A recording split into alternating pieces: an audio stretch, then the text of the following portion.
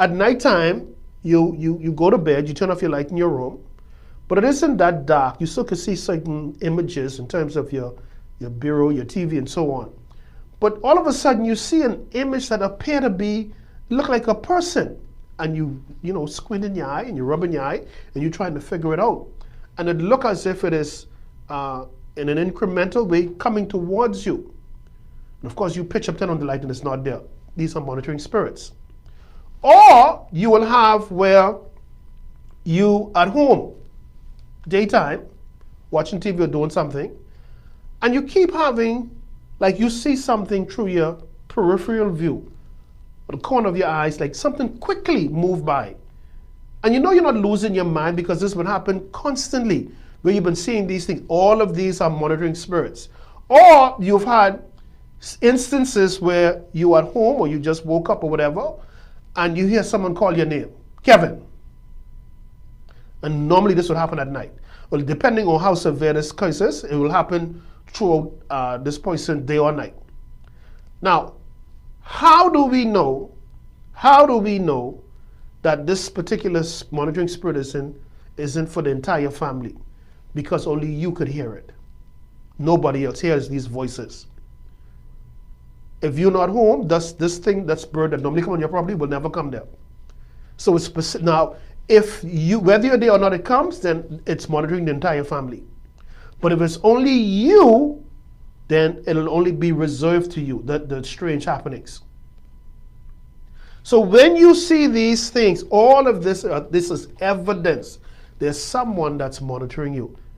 Some of you, another sign of it, I've told you my experiences with these things, you will literally feel this evil presence in your home. Literally. You could just be watching, or even normally like when you see something through your peripheral, and even though you try to shove it off, what normally accompanies you once you have that peripheral view thing? Your hair begin to rise on your arms, or you feel that fear. So that's a spirit of fear now, which is even more evidence, because I tell you these spirits play dual roles.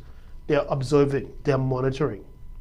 You feel a little vibration of your bed or your bed shaking. You hear certain sounds. You hear, like, especially nighttime. When nighttime fall, you hear like cracks in the roof or something moving or crawling in the roof, and you're quick to dismiss it or blame it on probably a lizard or some kind of little insect, because you don't want to think beyond that, just to maintain your sanity.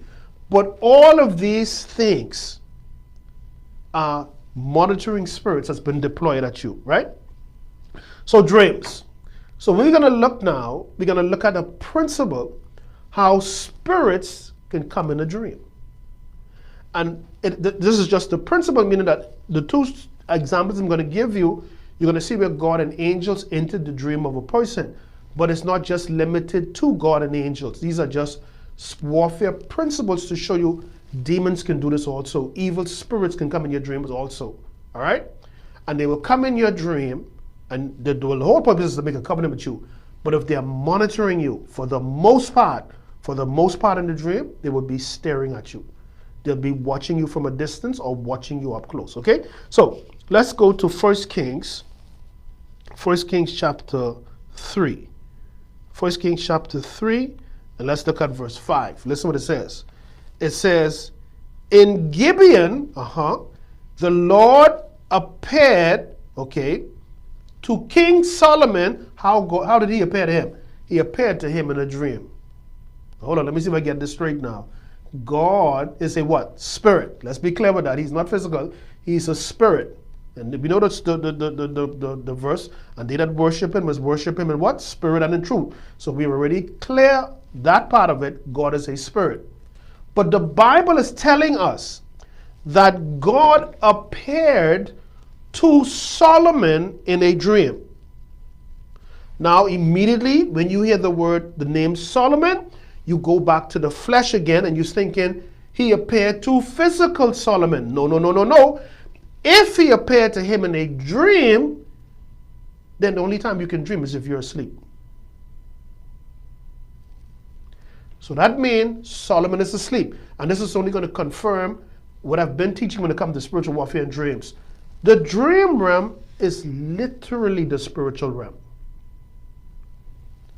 So the spirit of Solomon was engaging with the spirit of the living God, but not in the physical realm, in the dream realm, which is the spiritual world.